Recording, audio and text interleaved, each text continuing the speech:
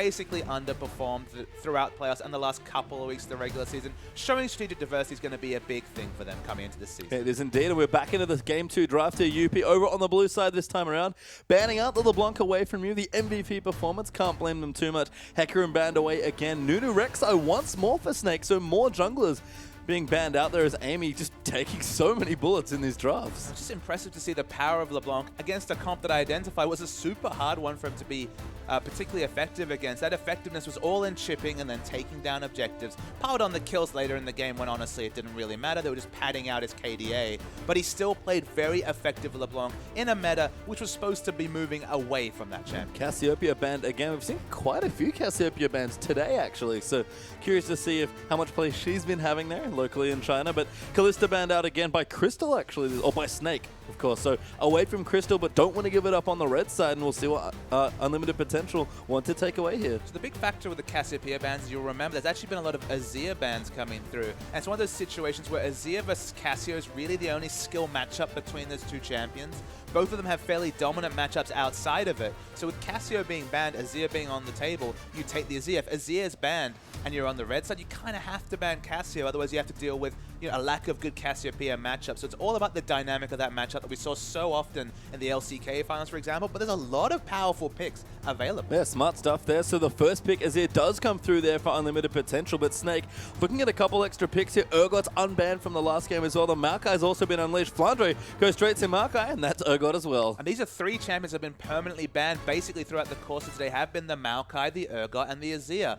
But this is a scenario where Snake have been happy to give up one because they get two of these power picks. And Urgot is very strong against Azir, especially as he gets levels, 11 and 16 when his flash into Hyperkinetic position reverser is actually a fairly large amount of distance. If you swap in that Azir into your team, especially if his ult's down, you can actually assassinate down that control mage. You can indeed. As UP considering their next few picks, I like the Sivir Hover here. I think she's one of the better matchups against Urgot. It's at least neutral as far as I'm concerned, but Gragas Sivir, perfectly good picks here. I mean, Alistar Sivir actually was the common lane matchup that we saw. A bit of sustain coming through from the Alistar, kill potential, depending on how things go. We might see Alistar stolen away by Ela in this particular game. But Sivir, as you mentioned, she can negate either the Hyperkinetic position reversal, the R if you're really on point, but normally it's just, you negate the Noxian and Corrosive Charge and just ensure that no lock-on comes for the burst. Yeah, Sivir is, I think, surprisingly tanky just because of how much resilience she has in the kit. She's squishy if you get onto her, but a well-timed spell shield dodges so much damage that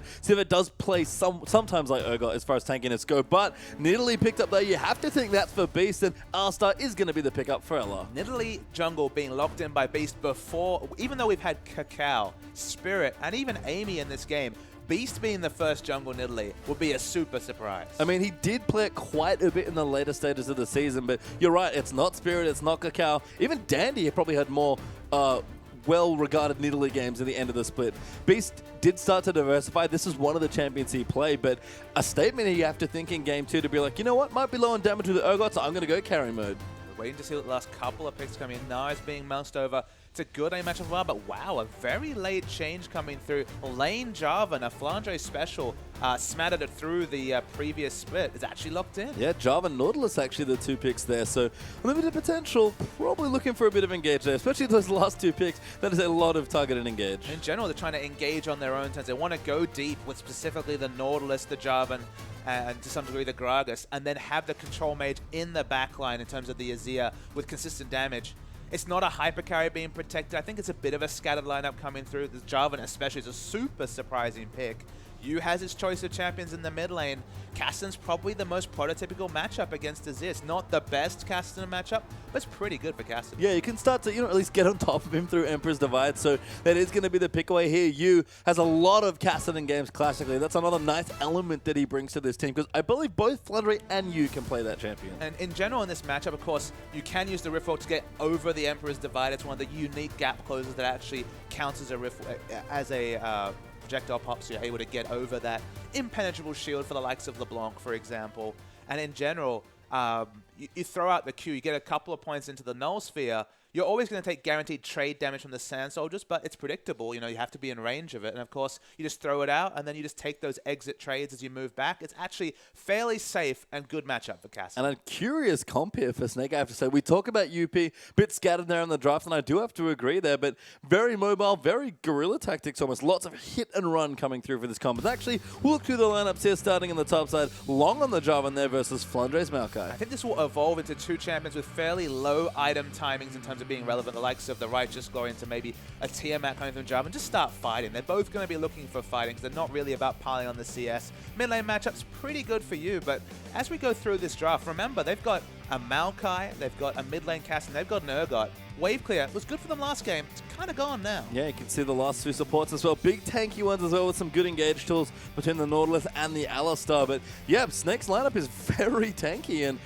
if they play their team fights right, they'll just run circles around unlimited potential. Well, that's the difference. We saw a game where they needed to rotate to win. Now they have a game where they need to team fight to win, because left to their own device, it's going to be a role reversal. You feel like the wave clear advantage and the pushing is squarely in the advantage of unlimited potential. I mean, and we'll see if they can translate that. They had a couple struggles there in the first game, but potentially looking very strong here in the second one. And that's the thing. If they can win from rotations and then just go back to that team fight style and style up on UP, that's already a big thing to throw down in the first series of the season for Snake. It is, and we'll see what has to happen here as Snake. They're going to get straight into their second game against Unlimited Potential.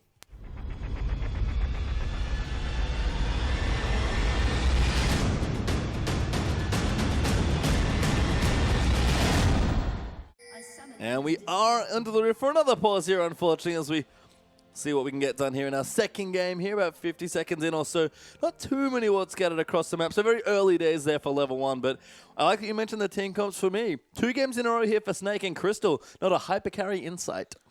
It's 2 games, no hyper carry, I agree. I mean, in general, I feel like Unlimited Potential have that pushing advantage. It's just, the thing about Azir is that he does a lot of damage if fights are played on his terms, and if there's a clear identity to a fight. So for example, we go back to EDG versus SKT in the finals of MSI. They ran that famous comp with Jinx, Nunu, Azir. You've got a hyper carry fighting behind potentially the Emperor's Divide, all the Sand Soldiers, absolute zero. How are you ever going to get to the Jinx? She puts out massive damage from range. Excellent team composition.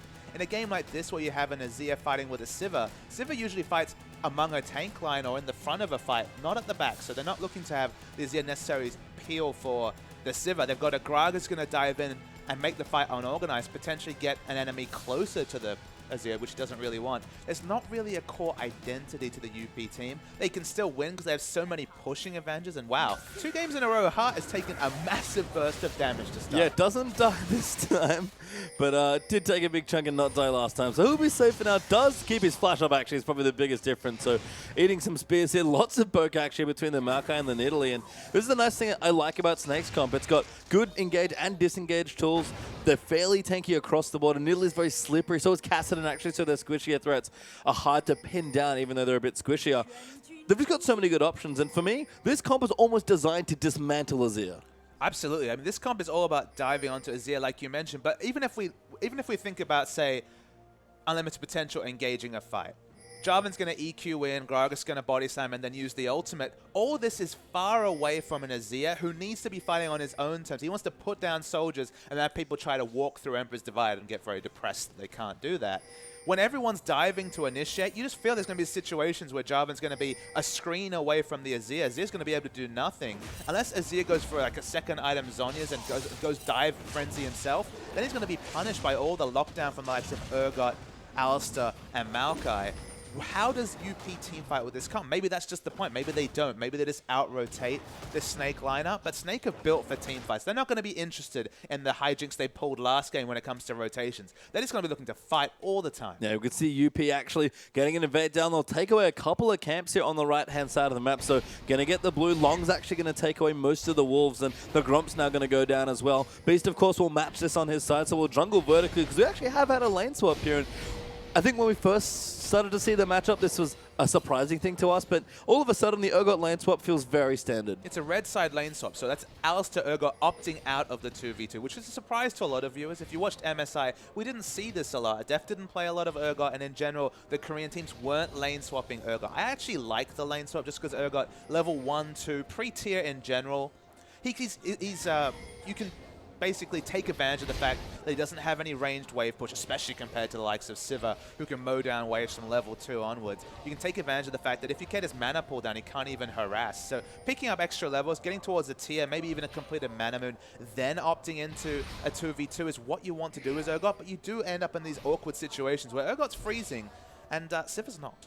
Yeah, I mean, Siva's fast pushing here, so I'll be interested to see how quickly they can get the turret down. We saw this from Crystal in Game 1 as well on the Siva that he played there, managing to push it down. As we move to the mid side, again, a fairly even matchup with maybe a slight edge here for Azir, but you going to try and navigate as best you can, actually slightly ahead in CS, but I guess it's important to note, Azir maybe not what they wanted as far as comp goes, because you're right, it's a bit awkward to fight with, but mid lane substitution here for unlimited potential, maybe just going to give Jiayang a comfort pick. Yeah, and look, there's not a lot of bad matchups available for Azir. It's probably the worst of all of them. Heart aggressively Good flash there from Heart, but that's going to force the flash out from you. Hook does not land, of course, but good aggression so far, and you feeling a bit more pressure this time around. They need to take the dragon. I thought they were just going to go for a dragon right now. They should opt into taking a dragon, because remember, the bot lane's up top here. Urgot's not going to be able to be a factor.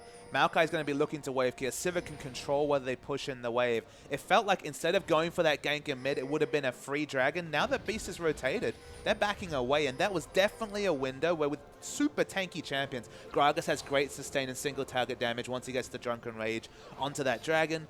Nautilus can take multiple shots, just pop that Titan's Wrath shield. It should have been a free dragon. It's been denied by smart little moves from Snake. It was an excellent ward by Flandre as well, as he kind of came through, kind of knowing after the 4-man gank they're probably going to go for dragon. Gives enough vision there so they can stop that Beast. Actually joins you in the mid lane ever so briefly just to heal him up. And we've got Roam now from Ella coming through on the Alistar, potentially looking for a gank as well. And Jarvan's walking top. You can see that lane is pushed in. It's been expertly pruned by Crystal. There's nothing for Jarvan in the top lane. They need to make other things happen. Dragon would have been the start of a snowball from UP, and now it's not even realistic. Yeah, and Flandre's starting to find some farm in the bottom side as well. 6-7 so far, so not a massive advantage or disadvantage, but Maokai, like we've said so many times in lane swaps, just so good at picking up CS from far away. Well, that's the thing. He has the big range on the sapling toss, which has very high burst. Base damage. You might even put a second point into it if you really need to. Of course, you prefer to max the Twisted Advance for longer root duration and then just the burst damage actually coming through from the percentage health. But a couple of points in it early, a couple of Doran's rings if necessary, but otherwise going to be a catalyst into an eventual righteous glory. Yeah, so things just fine now for Maokai. 12-9 actually, as long still hasn't found any CS at all, maybe just a couple straight jungle camps. Flandre not having the best time, but getting some CSN experience, and we talk about it already. Flandre, like a lot of top laners, does a lot with a little, and Flandre seems to give himself a little quite a lot. But whenever he gets Maokai, he just defaults to this champion because, I mean, Maokai's excellent champion. It's been Sin and MSI, became basically first pick, first ban because it deals with so many different things. AoE team fights, assassins like LeBlanc, all of them countered by a tanky Maokai. Yeah. And he's such a great laning phase that we mentioned multiple times. Long's actually rotated to mid. He's level 3. Yeah, he's relatively clever, but you was thinking if I had a bit more mana, you'd be dead, friend. So Long. You'd be dead. Nice one. Smart rotation from Long to get a bit of CS for Jiayang. Going to return. The turret in bottom will go down there as Siva takes the first one for UP, and we'll see what Snake's response is. So this dragon's been delayed to 6 minutes. It should have been a 2.5-minute dragon when Maokai was just walking from base slowly to bottom. They could have chipped that dragon down to below half health. They're going to finally get it. It's probably too far delayed. It won't be contested in this situation, so credit to Snake for delaying this a few minutes, but this is the dragon that should always have been the result from just the vertical lane swapping for you. Yep, does belong to them. Snake have a good timer as well because they have a ward in the area. Flandre also knows that he might be getting dove here, so probably wants to back away from that potential. Good sapling there as well. We'll spot them moving through, but Flandre probably going to have to give it up, given that he doesn't even have an outer turret to walk to. No, he's got nothing to count on whatsoever. No friends, nobody on that side of the map. He's forever alone at his inner turret. I think Snake also took away the blue buff as well, because that was what Ella and Beast were doing while the dragon was going down. But Jiayang does take away the other blue there as well. So I think they traded blue buffs there, but Azir does make sure he gets one. So smart stuff from UP. That's not a big issue here. So you didn't pick up a blue buff unless it hasn't spawned yet. So it's a big pick away coming through for Jiayang.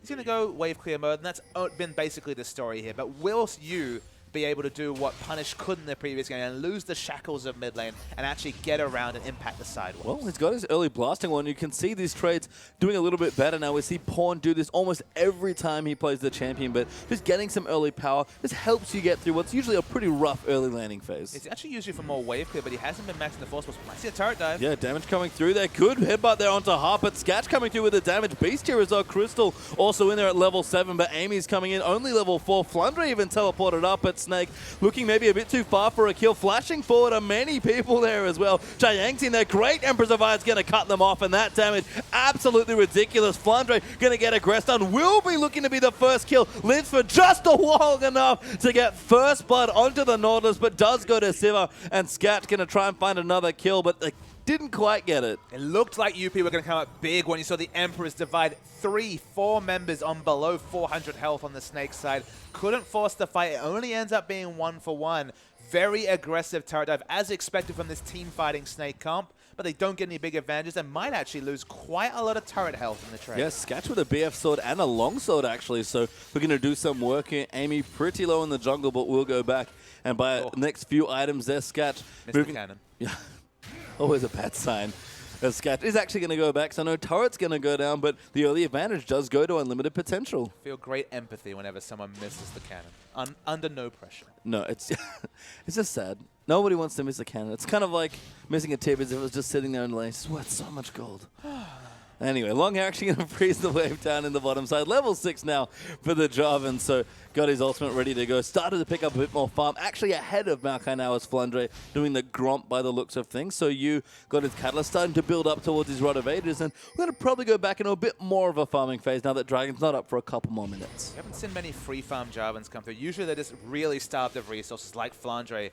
We alluded to in the previous games. It looks like he's working towards the Tiamat first. We've seen some Jarvans just go straight Hydra, full damage. I believe Koro played a game where he just stacked Brutalizers after he got his rushed Hydra, and they won the game. It didn't seem like the most serious effort coming through from either Koro or ADG, so always interested to see where you go with this build, because if you go too far into damage, you do a lot of bursts and then you explode. Yeah, you explode quickly as well as Beast. Also level 6, not that impactful on the Italy, but hasn't been able to get the pressure we expect. Amy, good CS, keeping up nicely with what's a very fast clearing jungle. You, though, going to dive in, gets ulted away, but Amy's here as well. That's going to force the flash, and you, good aggression, but a nicely timed counter gank. Yeah, it was just, I mean, the Azir mechanics in general have been excellent, Xiao Yang. We already talked about the team fight where he split the team and got a lot of trade damage in with the Emperor's Divide as Azir, and then just nice mechanics coming through again. Still has his flash available, so relatively safe.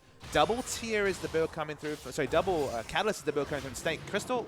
He's dead, yeah. Sketch picks him up there, Heart with a gank, and that's too far forward there for Crystal. He didn't have any support with Ella, just hiding in a bush. These new champions, well, the Sivir looked good. They got a bit shaky. Yep, maybe hasn't quite mastered the Urgot yet as Crystal's UP going to push down a turret now as well. Snake, this is where it all starts to go wrong. They start falling behind in the early game, and as good as your late game team fighting might be, if you're too far behind, kind of like we saw in the last game, there's just not a whole lot left you can do. And you go back to the double Catalyst tier builds. You know, stacking is definitely the order of business. Despite the fact they have a team fighting team, they're opting into these stacking items. That's the difference between the likes of, say, the Cassian and the Jarvan, is that Jarvan's going for immediate power. That burst damage will be massive in the early phase when you finish the Tiamat. And just opt into as many objectives as possible early, and just hope for the fact that when the 10-stack Rod of Ages, when the Muramana are completed, this game might actually have already snowballed away from Snake. Yeah, Beast looking for Magus as well, so also going to get some more damage in. Snake, I guess the other thing they can look to do is siege under turrets quite nicely. They can dive well, and of course, Nidalee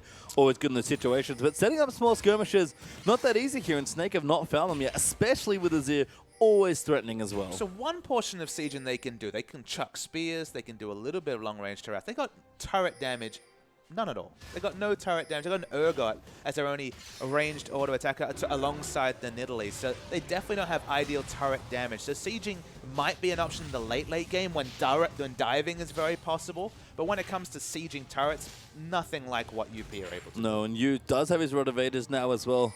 I mean, if that's the case, Beast just needs to find a way to get some pressure down because he's been out-jungled in early pressure by Amy's Gragas here. And Nidalee, normally a jungle you instantly associate with early pressure. But not really being able to go for a C2 because if he built tier, we'd be talking about 4 champions with either tier or catalyst. So it kind of felt pressure to rush the Magus. Still might opt into a later tier, but of course will stack much slower.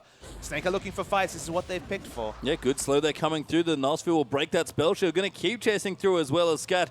Can't really get away from this with Maokai and the Kassadin chasing in as well. Going to look to pop the ulti and see if she can get away, but Scat actually does manage to escape somehow. Yeah, I mean, the extra movement speed seemed to be enough. No other cooldowns actually used, not even flash available for Scat. So a bit surreal that went through, but second dragon is spawned. UP picked up the first one.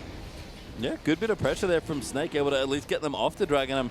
I agree, I'm very surprised to learn that Siv's alive, but Mana Pool not quite there yet for you, I guess, Flandre. Maybe missing some cooldowns. Snake will at least get their first dragon of the game and keep control of that objective and prevent it from snowballing away, but you still down on the bottom side trying to get tricky, but Hart, he's ready to go with his ultimate. But Hart, I know you have to feel like UP just let themselves down with the lack of warding around that dragon. So much power from the Jarvan with Brutalizer into those double AD purchases. But teleport available, but no wards to teleport on whatsoever. You can see the ultimate is going to come through. Amy's here as well. You already used his Riftwalk. They can't really do anything else now. Gragas coming in. Riftwalk does land in. Dodges the barrel there. Very nice stuff from you, but already dead to Scatchu. Gets the blue buff as well. They get the kill onto the person they want. Sivir, of course, uses blue buff very, very well to pick up farm.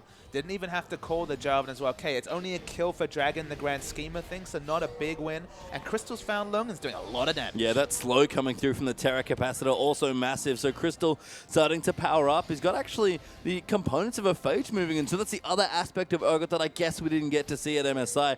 5.8 Black Cleaver coming in. Urgot also a beneficiary. Exactly. Going to be a big Black Cleaver user. Just going to be able to get those lock-ons and pile on. If he ever gets an auto, just going to help what's going to be usually about 3 or 4 Qs that you get in through a standard Noxian Corrosive Charge rotation. So Armor Shred is going to be up plenty. So a supportive role, a bit awkwardly for him.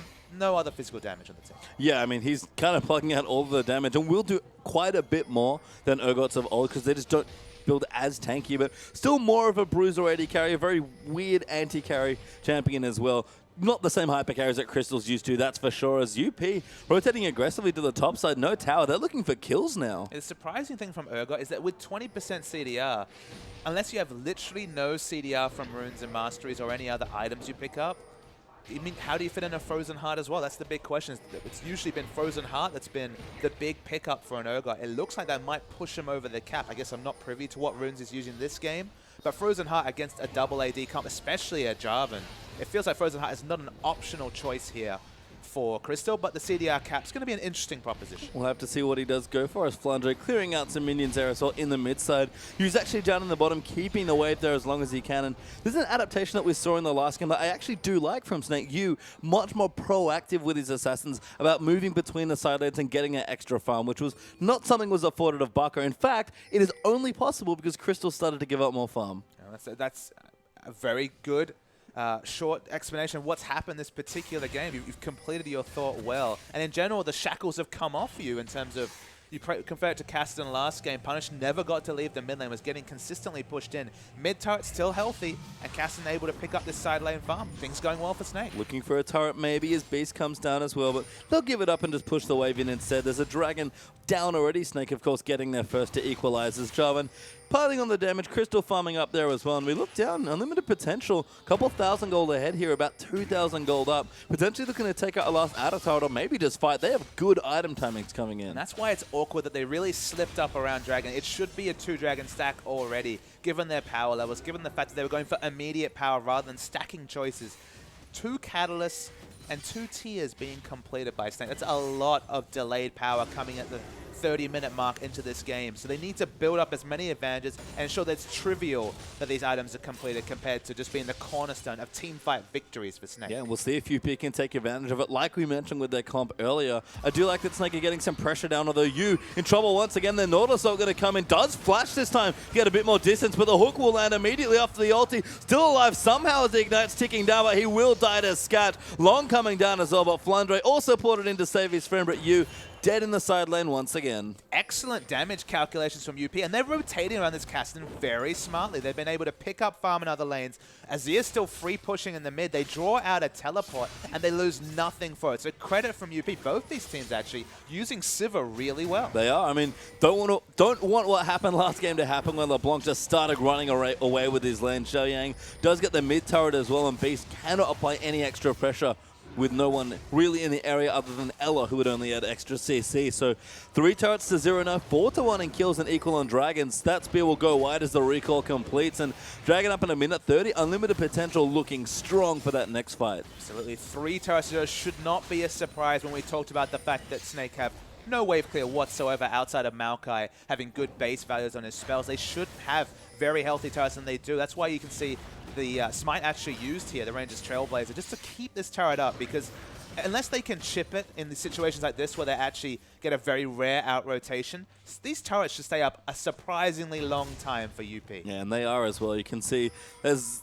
Bagel there in the turret column there coming in. Dragon up in 55 seconds now there for UP, and Beast is doing decent poke damage. Snake have tools here to try and fight, but yeah. 4-0-0 Sivir, 1,600 gold ahead. The Black Cleaver means probably no Brutalizer, so 40% CDR without runes is very possible with the Frozen Heart. Still probably going to be the pickup coming through.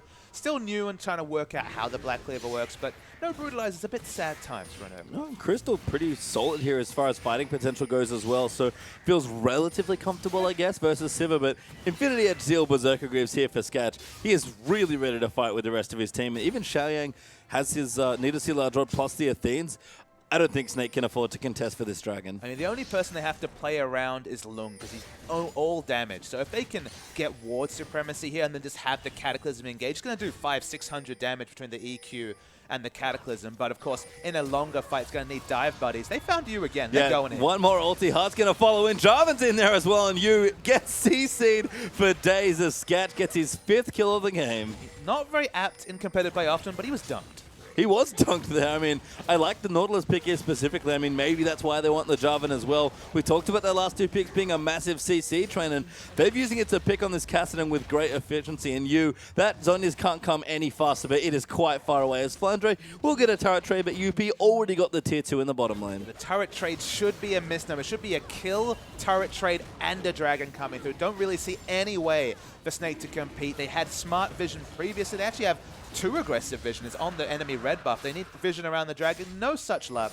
And it's an easy dragon for UP. Yeah, and Xiaoyang able to stay in the mid lane there as well. Just doesn't have to leave. Keeps farming up Beast. This will be a crucial steal if he can get it. But the rest of the team are coming in there from a limited potential. They want to take it away. Beast trying to get the buff. Going to have to give it up. They used the smite a little too early. And Azir's even going to get that as well. And Hart was super smart. You saw what he did. Is he hooked onto the buff, then was smart enough to just all walk in front of it to eat the spear if it came through, just to ensure that it stayed up. Azir gets the transfer, and nothing big to show for Snake. Oh, you can see Sivir and Nautilus aggressive in the enemy jungle. Amy's there as well. This looks very similar to our game 1 here, except it's unlimited potential doing it to Snake. Heart will get aggressed on, but it's fairly tanky on the Nautilus. Will take good poke damage, but Flandre and Beast, they can't do enough here, and Flandre might just be dead now. Ulti there for Gragas. Wombo there coming in for Jarvan as well, and Beast gets a heal, pops back out into Cougar form. Sketch wants his 6th kill of the game. Doesn't get it though as Amy picks it up. Crystal does get a turret, but Xiaoyang's even pressuring tier 2s. They got half of the mid turret. Sivir's pushing into top. The trades are not looking good whatsoever from Snake.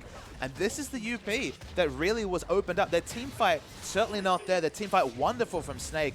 But teams too often do this, where they just go all in on these strong fighting champions, on these strong lane matchups, and then realize they're comped together. Just doesn't really do much. No, and I mean, you've been trying to find farmers, constantly been ganked by the Nautilus and Sivir. Sketch even going to take away some Raptors here as well.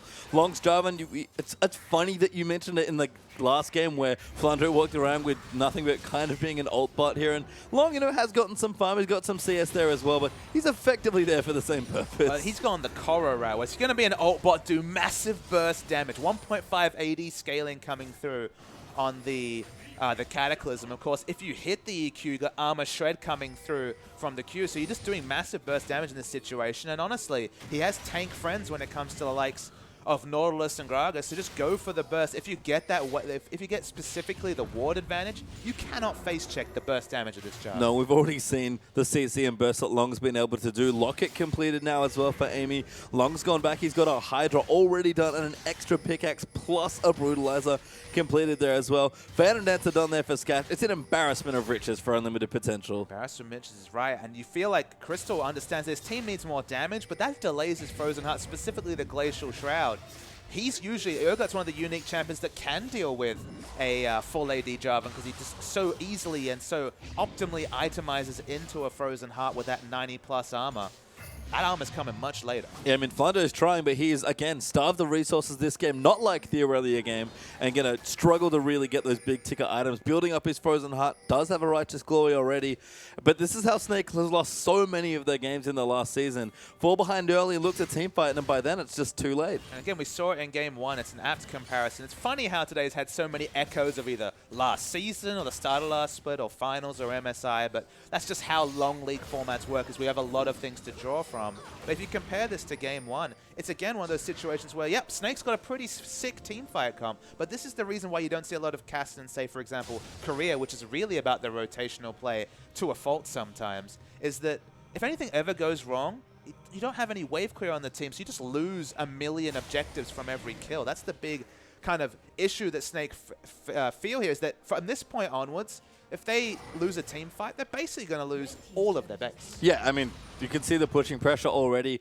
the pick potential. We haven't even had a full-on team fight, not even a 3v or a 4v4 around a big objective here. It's just been couple of picks there onto you, some solid rotational play coming up from UP, and it's just worked out wonderfully so far. Zhao Yang, the substitute, the starting mid lane, I believe, rejoining them for this game on the Azir. We said the comp mesh is a little weird, but everything's worked out wonderfully, and that's a Luden's Echo on Azir. You can imagine the comms coming through from Snake. They looked at the lane matchups like, all right, got a good lane matchup in mid, top's fine.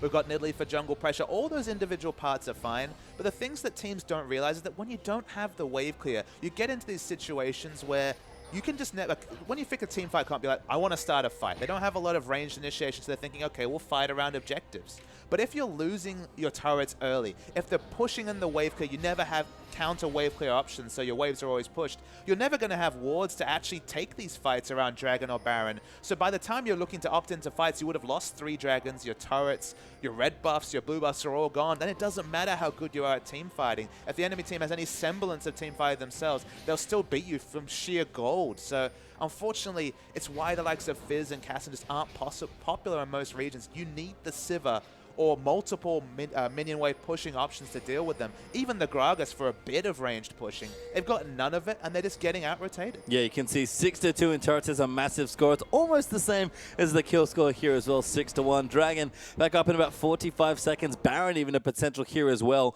at the 25-minute mark here. And Unlimited Potential, so much to work with here in this particular game. Scat just mowing down minion waves, somehow behind Crystal and CS by 50, which I only just noticed. Crystal actually has a lot of items here and will do decent damage, but I don't know if Snake have the tools to find that team fight, because they have, they have the tools to win it once they get there, but like you said already, the actual engagement part's kind of tricky. I mean, they have good items on Callisto, onto Crystal. Callisto. He's basically onto Callisto, let's be real. He really wishes he was playing Callisto, but they don't really have the items on the other members. They're 5,000 gold down. There is a team fight they win, but it's not guaranteed, and with the vision disadvantage they have, it's just very hard to engineer that fight. And it's just one of those situations where if they play everything really well, they might start getting back into this game. But if UP play one fight well, they'll just win the game. So that's what team comps can do for you, and it's just working really well from UP. Yeah, this is an uphill battle here for Snake, and Unlimited Potential looking good here in their second game. Get their mid laner back, and all of a sudden, a couple of adjustments here, and a Sivir pick apparently being the big deal,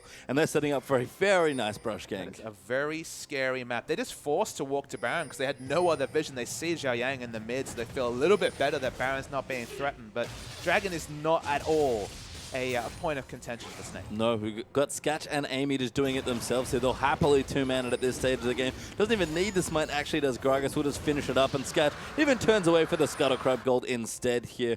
They do clean out a bit of vision around Baron, but Long immediately replaces the pink ward here as well. And it's almost a reverse of the last game. UP are taking over the game much like Snake did in the first one. You need a 4-man group from Snake. The only way to get back in this game, you look at their time, it's not going to get much better this game. They've got double Zhonya's, they've got 10-stack Rod of Ages. Crystal's got literally his core. He's done in terms of items. Frozen Heart will probably come in next. They need to go 4-man as a group. And the reason why I say that is they need to get the wards down to be able to take the fight. They're finally itemized to at least be competitive in a fight, even with the gold disadvantage. If they don't go as a 4-man group, if one person ever falls down, they won't get the 5-man team fight they're looking for. And obviously Maokai not really needed to group at this point, but yeah, get the wards down specifically around Baron, because if the Baron ever goes down, Baron minions plus the lack of wave clear, game's over. Yeah, I mean, there are so many things here for Snake where they can go wrong here, and UP have just built themselves so much of a lead that, you know what, even if they make a couple of mistakes, Snake win a team fight or two, that's probably not enough to get them back into it. So the gold lead, it's actually dipped a little bit, I think, for UP. It's about 5,000 between the two teams now, but they're going to go back. They've spent quite a bit of gold already. Long's actually done stupid damage now with the Last Whisper joined in for his item build as well, going for that Corey build that you described, and Snake, we'll see if they can find a fight, because if not, UP are just going to walk all over them. Jarvan split away. Jarvan kind of wants to group more than Maokai, for example, because he needs a bit of setup. He needs to hit all his spells to justify the massive damage purchase. If he misses one of them, it's going to be a bit like when Cassiopeia drops, for example, the Poison, or Draven drops an Axe. You need to hit all those spells to justify the full AD Jarvan. That's why he's teleported in already. Yeah, Long's actually using the Sivir ult to ride in as well, but Crystal trying to get away. No such luck. There is 5 members descend upon him. Swaps Long away there, tries to get some extra resist, but it's not nearly enough with all that damage, and Crystal gets picked off. Smart moves by Ela. They're trying to clear out as many pink wards as possible around this Baron, because they understand this Baron, it's going to go down fast. I mean, they might get a turret here, but the Baron has started now. UP going to walk onto it. Snake have to respond here. Flandre does have a teleport. Beast can try and poke them off here, but this will be a very difficult task here to try and contest. And Flandre, he's coming in, but I don't think he can do it. They're going to need good communication. Baron's very Beast low. goes in, he steals the Baron, does go down, but can UP get any more kills? Ela will move Long away there. He has his ulti, is going to use it. Great pulverized flash to disengage as well. And Snake, it needed a miracle, but they just got one. Yeah, miracle steal coming through from Beast. Gets the Baron. Never should have happened. Didn't have wards over that ridge as far as I can tell. Only towards the top side of Baron rather than the bottom side where there were good defensive wards from Snake. Steal away the Baron, and suddenly the lack of wave clear is not as relevant when you got the Baron buff minions pushing in. It does not, but I think unfortunately for Snake, the only thing this buys them apart from a good chunk of gold is time. That's time to farm the Kassadin, time to get a few more items, and maybe then look for the team fight, because even with the Baron up minions, I don't know if they fancy grouping up here. I think they have to group up. That's the thing, is that their only win condition is team fight wins. They've bought enough time to get the items to start to... Maybe they'll be able to pick up CS more safely because, of course, they've got the Baron buff minions. You don't really want to opt into skirmishes even, 2v2. Even if you have a couple of extra items, the Baron buff minions will equalize a lot of those advantages. If they're only looking to fight, if that's their only real way to win, of course, their team fight completely outmatches UP. We already mentioned that UP's team fight is very scattered when it comes to Azir fighting in the back line with everyone else in the front. And Azir mostly going to be able to not affect whatever target, for example, Jarvan EQ Cataclysms onto. Given that reality, teamfight wins are still a possibility from Snake if this 5k gold lead gets smaller or stays the same in 10-15 minutes time. So time, it's the one resource Snake had no control over extending because they had no ability to take Baron or Dragon. They finally bought themselves time to actually just start to get those item timings. Well, they seem to be sticking pretty close together as Ela and Crystal, I believe, are pushing something out. Long actually going to get aggressed on. Good knock-up there, kind of stops Snake, but Crystal flash swap. They're going to try and kill the Jarvan. They need a kill here, and they get it. Flandre going to get all the gold. Yeah, I mean, it's full AD Jarvan. He dies very, very fast. He only goes back and buys more AD with more armor penetration coming through from the Yomu's Ghostblade. Sketch tries to answer with a push, but this is Snake once again not losing any objectives and picking up free gold. Yep, free gold and time is perfect here for Snake. Even trades, they might be okay with it at this stage, but unlimited potential, staying on the aggression. I like this choice. Good setup there for Azir. The ulti gets popped by Sivir. Ela getting aggressed on, but you trying to disengage away, getting chased, I believe, by the Sivir. But you can see the pings. They're on to Sketch. They want the kill, but Flandre, he can't find it. Amy might ult him back in. Emperor's Divide actually saves him, and Ela dives into the backline onto Xiaoyang. He's got the ulti ticking away at Crystal. Now gets ulted in. Nautilus ult in there as well. Still somehow alive, takes out Xiaoyang. Hart now getting aggressed on as Beast chasing away the other carry. Amy gets a kill, but Hart's getting aggressed on now as well. Nidalee somehow kills Sivir and Snake. They've won a team, but they had no business winning. But pastry time, it was an easy team fight to win. It's 4v5 the whole time. Why are they so far aggressive? Look, they started that fight with Jarvan still 10-second death time. You think, okay, he's got teleport. It doesn't even have teleport. Why are they on the enemy side of the jungle just looking to be lambs to the slaughter? They almost all die. 4 kills come through for one, but it's a huge misposition by UP. Yeah, I mean, you're right that Snake did have business winning, but getting to that spot is something that shouldn't have happened, and UP may have just let the game slip away from one little Baron steal. Even a Dragon going to come down now as well, going to stop the potential fourth from Unlimited Potential. They might be able to get there in 20 seconds, but Snake didn't have many options to get back into this game, but found the one way, and that team fighting's still as solid as ever. I mean, no mistake, the Baron steal is what changed this game, but then you just give a rookie squad time to make mistakes, and it's a massive mistake. Jarvan is 15 seconds away from coming in. Look, this is UP engaging. They were aggressive. Sketch had chased up this mid lane just to fight the Kassadin, despite the fact they were 4v5, and eventually is chased out of the fight. And even though Crystal falls low, he's doing so much damage, got the very short cooldowns on his abilities. He will fall eventually, but it's still 5v4. They eventually chase down Sivir, and it's an unorganized fight against a Kassadin who's able to get all these Rift Walks in, consistent CC coming through. This was an unforced error for you tennis fans out there. They did not need to be this far up the map. They chose to be, and they got punished. They really did there. I think a 4-for-1 trade in the end. Going to lose that.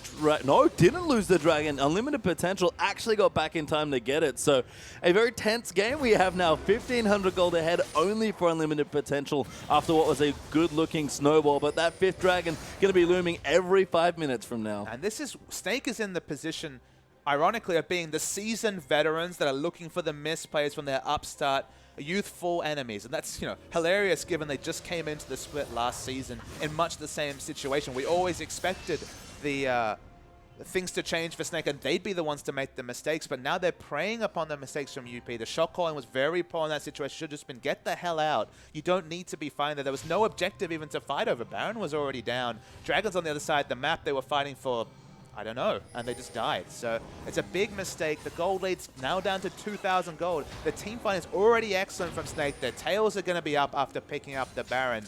They've got one win condition here, the fifth Dragon, which is still very much alive, but team fights are a very scary place for UP to opt into. And you can see they're dodging as much as they can. They're just moving Sivir around, taking what advantages they can find and trying to push out some of these waves.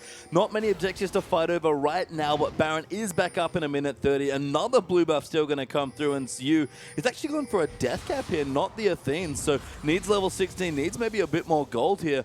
It's an interesting build. It's very burst heavy here from Kassadin. I think I like the burst damage because although Jarvan's gone full damage, realistically you want to take down either Zhayang or Sketch at the start of a fight. One rotation of spell is going to be doing over 50% of the health of any of those people. So go full burst and just rely on... Oh my goodness. Crystal's damage is not messing about. Flandre going to dive in as well. Yu goes around and Crystal gets the kill. Zonya's this pop there. They're going to chase in onto Sketch. Amy gets disengaged from Crystal. Dives in massive there with Flandre. Long's going to try and come around as well, but Sketch is getting completely zoned out of the fight. Beast takes her Amy. Flandre still running them out. Long's going to die here as well, and that's 3-0 already. Make it 4 as Sketch going to eat a sapling and dies to a niddly trap of all things, and Hart getting chased down. Might just get away as he gets slowed there by Kassadin, but Snake 4 clean kills this time, and Beast, he is not stopping there as Hart. Going to keep getting chased down. Some good mechanics there, but the last kill does go to Kassadin. The rookie mistakes will give away what should have been a certain victory for Unlimited Potential. The game won't end now, but these team fights are only going to continue to go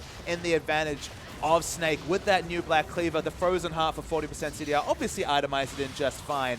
Crystal does disgusting damage, and they can't assassinate him. No, and that's a new thing about Urgot, I think, that part of the reason it's seen in ban. He has Black Cleaver back in business there. Xiang gets swapped in massively. Crystal just going to take him out himself. Yu, though, cleans up the kill instead, looking for another MVP, and that inhibitor's gone.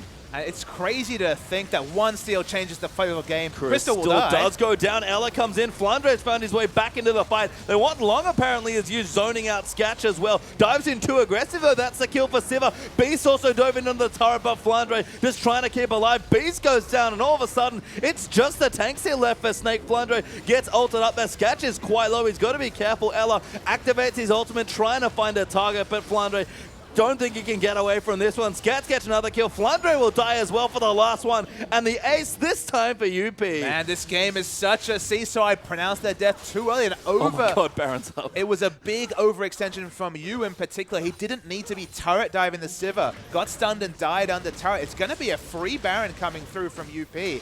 Fifth Dragon also. I think they pile on both advantages. Even with all the team fighting in the world, Snake might just lose to minion pressure. Yep, Zhao Yang alive as well after getting picked off, able to get the Baron buff as well. Now going to shove out the top side of the map. Snake got a couple waves pushing in the bottom side now after Azir cleans out the top wave, but a mistake after a Baron leads into a win, and Snake make a mistake, and they're the ones with the Baron now. In the last 10 minutes, both teams have had the win in the palm of their hands. 4 kills to 1. One person getting picked off. UP overextended and gave away 4 free kills and wrestled control in this game back to the team fighting combo coming through from Snake. Snake will continue to win team fights. It's just team fights might not become a required point of victory for UP, even with their scattered team fight comp. If they pick up the 5th Dragon to go along with the Baron, there's no wave clear on the Snake side. They'll just get pushed in by all the minion pressure, and UP should be able to engineer a win. So seesaw game, slightly in the advantage of UP now, but they make one mistake against this Urgot. If someone gets picked off,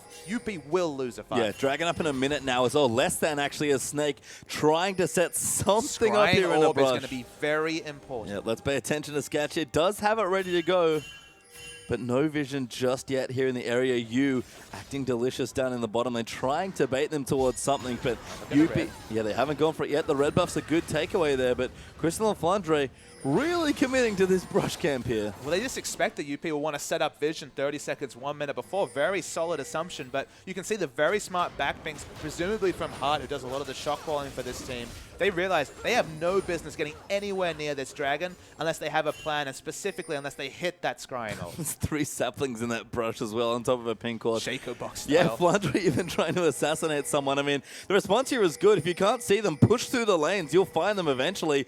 Snake is starting to lose some pressure on these turrets, and they're committed so hard to keeping this dragon away that they might just lose their base. Really good rotation coming through. That's only going to be the 2nd dragon. No win there whatsoever. I don't understand why they're even doing damage. They're going to lose at minimum 2 inhibitors. They have to take it, though, because they can't give it away to UP. It's a really poor position to be in. It's bad choices either way here. Inhibitor's going to fall in the mid, though. Top side might even fall as well. Flandre's actually gone in, but that's too much damage. He goes down almost instantly as he falls to Sketch. Next inhib's going to fall as well, and Snake have lost almost everything. Yeah, that's 2 inhibitors down. The poke's nice onto Jiang, but from what looked like an unassailable victory point, UP, they've got 2 inhibitors down. I'm not going to say either way, but man, things are looking good for them. Snake going to have to pull out one hell of a team fight here if they want to take this out 4v5. And without Flandre, one of their best team fighters there and their big initiator, they'll force UP out of the base, but for how much longer? Because these super minions are going to start doing massive damage. Looks like they're going to back away. Maybe they want to go spend some gold. There's a huge minion wave in the bottom lane. This blue buff's been stolen away so much, it might be as well be UP's 2nd blue buff, given all the steals that have come through. The Kassadin has come up big in a couple of fights, but again, the weaknesses start to come through now that he just doesn't have the wave clear really needed to try and keep them in this game. I mean, you mentioned it already, pretty much at the top of this game, Papa. Snake don't really have lots of wave clear, and super minions are fairly good at pushing you in. Exactly. It's almost a 5-man versus PvE action just to stay in this game. And that's the issue, is that team fighting's not wonderful for UP. We already mentioned how scattered they are. But when you've got so many other variables to think about, whether it's the 5th dragon, the next Baron, the fact that you have 2 inhibitors down and super minions pushing in, you play optimally, Snake, and win a fight, or you just lose. Why does Long have an Infinity Edge? I just noticed I was looking through some of the builds. Because it goes with the crit from his Youmuu's Ghost Blade, of course, pastry time. Let me tell you, he gets onto a target, especially someone squishy like Beast, they are going to blow up when that Jarvan goes in. It's hilarious that in a game where literally he has 1 target to go on because it's Urgot, he's still going full AD. He even went for the Infinity Edge. You could get a lot of defense for 3,800. You can, but Long wants to do more damage here, trusts in his team and the way they fight, I guess, and just wants to dive in and be aggressive. Snake already struggling with the super minions. The build might not matter here for Jarvan. Snake has done a very smart job of actually pruning the minion waves in other lanes, so they actually could have taken a fight without losing a Nexus turret. Now it's starting to push in, and the good choices get few and far between for Snake. Good patience there from UP, actually waiting as Amy takes good damage. Their Crystal, again, is not messing around with these Qs. They do so much damage, but they need to set up the right fight, get onto the priority targets here, and right now they're worried about their base just getting crushed by minions. And that's the thing, there should be no right fight. When you have no wave clear, there should be no time where they don't get punished, whatever happens. in the next 2 They minutes. have to go very, very soon if they want to fight. And I think giving up this turret might spell the end. Sketch almost eats a Q, actually eats the E. Yeah, Spell Shield's not good. Amy goes in. Crystal actually gets out of the way, but Flynder is going to dive right into the front line there. Yu trying to go into the backside, activates his Zonya. Sketch gets chunked to half health. Yu going to try and go back in. Ella, good defense there, going to run up with the EQ combo though as Flandre moves around. He's taken too low. Crystal somehow kills Long in the front line as Snake maybe look to re-engage, but those minions right onto the Nexus turrets. Right, they're going to try and back away. They take one kill, but this should not be the end of the push coming through from Sivir and the Baron up UP. They want to keep pushing. No, Baron buffs one away. Just a visual bug in that situation. Heart is absolutely massive on literally the Nautilus. And figuratively. He's got so much health. Elixir of Iron ticking away as well. Flash Hook actually going to find it onto Crystal. That's a good target. Scat gets swapped back in, but pops his QSS. Xiao Yang's in the mid there as well, but Snake coming back in. Flandre moves forward. A good Empress Divide zone to Ella, but Flandre dives into the middle of 4. Gets a 4-man knock-up as well, but they don't have enough. There's Yu back. That's the damage they need, but Azir gets the double kill. Snake still fighting here as Yu. Just can't do anything with all the damage. Azir rips through people, gets himself a quadra kill, and Flandre alive somehow still would be the Penta, but UP, they'll take the game instead. Wow, so much damage. Finally a fight on Azir's terms. They kept diving in, they kept accepting it, and those Sand Soldiers melted everyone on the side of Snake. And Snake, we've said it, they'll team fight well at almost any point of the game, but when they fall too far behind, it doesn't matter how good you are. Flandre gonna try and save the base, but I think it's a foregone conclusion. Unlimited Potential will take the second game, and Snake, after a dominating game 1, just kind of fall over and die. UP played so well in game 2. And it was the best of new Snake